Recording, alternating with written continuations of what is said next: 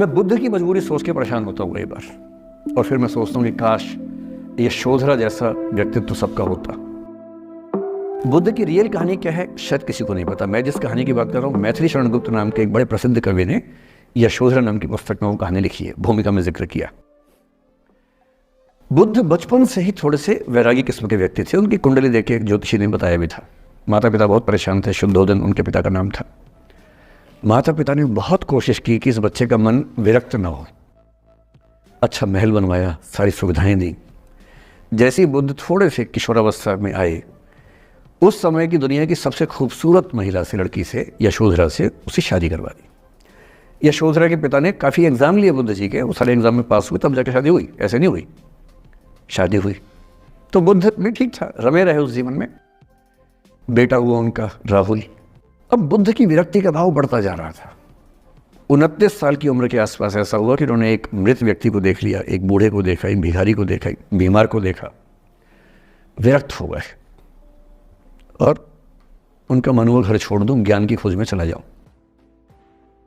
अब ज्ञान की खोज में जाएं, उनको पता है कि भाई मेरी पत्नी भी है, मेरा बेटा भी है, राज्य भी है, कैसे छोड़ दूं? छोड़ना जरूरी है। अंदर की आवाज है कि छोड़ो, तुम इस चीज के नहीं बने हो, तुम्हारा स्वधर्म कुछ और है। बाहर की जिम्मेदारी है कि छोड़ नहीं सकते। मैं अनुमान करता हूं कि बुद्ध ने शायद अपने पिताजी से कहा हो कभी कि पिताजी मैं बहुत परेशान हूं, छोड़ना चाहता हूं। तो पिता ने समझा बुझा के मना किया होगा कि बेटा शोभा नहीं देता, ऐसा मत करो। हो सकता है पत्नी से भी बात की हो, पत्नी ने भी कहा हो कि ये क्या बात हुई, हम सबका जीवन तुम पे टिका है, बच्चा अभी बिस्तर से भी नहीं उतरा है, अभी तो चलना भी नहीं शुरू किया है, तुम ऐसी बात कर रहे हो। इसका जिक्र नहीं मिलता इतिहास में कि ये बात हुई कि नहीं हुई। और एक दिन बुद्ध ने तय किया और वो आधी रात को पत्नी और बेटे को सोता हुआ छोड़ के चले गए। इसको बौद्ध परंपरा में महाभिनिष्क्रमण कहते हैं, बुद्ध का अपने घर से निकल जाना।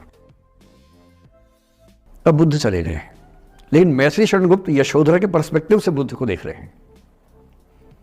यशोधरा बहुत परेशान है, भाई पति चला गया है, बच्चे का पिता चला गया, मजाक थोड़ा है। राजा परेशान है कि उनका उत्तराधिकारी चला गया है। यशोधरा इतनी परेशान है, बहुत लंबे समय तक छंद आते रहते हैं कि वो कितनी बेचैन है, कितनी परेशान है। लेकिन यशोधरा की सबसे बड़ी परेशानी इस बात से नहीं कि बुद्ध चले गए, इस बात से है कि बिना बताए चले गए, भरोसा नहीं किया। और वो अपनी सहेली से कहती है, सिद्धि हेतु स्वामी गए, यह गौरव की बात। मुझे गर्व है कि मेरा पति इतने महान काम के लिए गया है।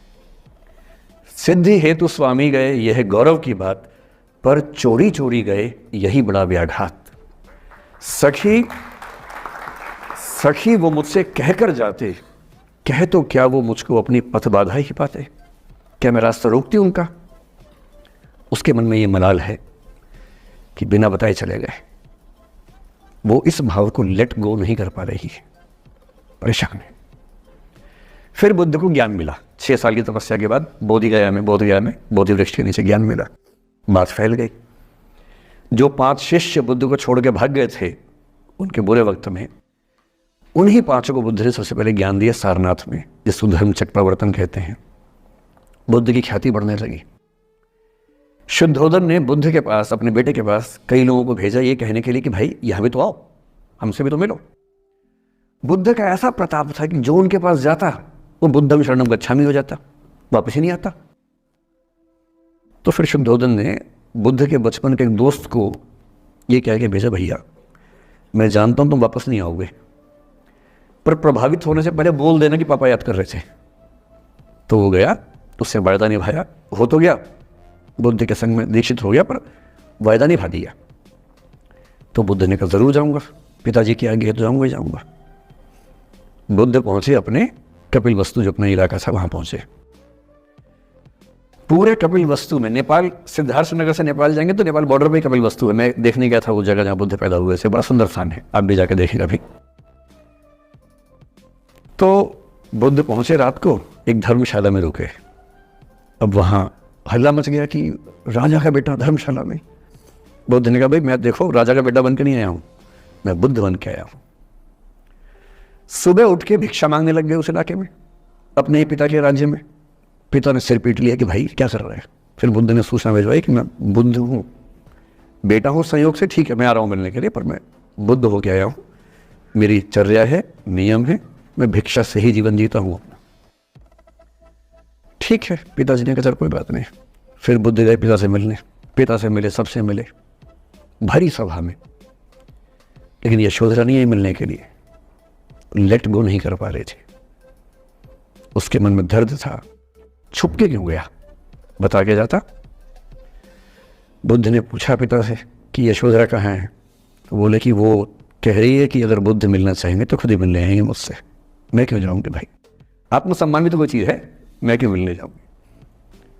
तो बुद्ध मिलने गए। सोचिए कमरे में यशोधरा बैठी है, राहुल साथ में।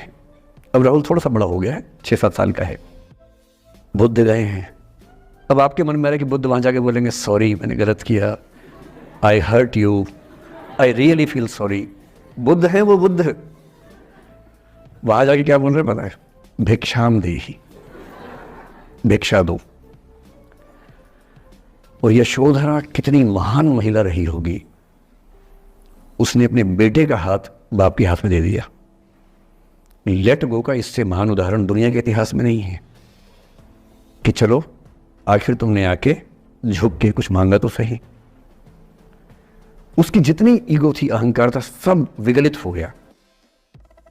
और जो औरत परेशान थी कि मुझसे बिना बताया गया, उसने अपने बेटे को दे दिया कि इसको लेके जाओ, क्योंकि मैं जानती हूं कि तुम महान काम कर रहे हो, और तुम महान काम कर रहे हो तो मैं क्यों बीच में आऊंगी भाई। मेरा पति महान काम कर रहा है तो मुझे खुशी होनी चाहिए, और तुम्हारी उस खुशी में मैं क्यों पीछे हटूं। बस मुझे भरोसे में लेके जाते तो और खुश होती।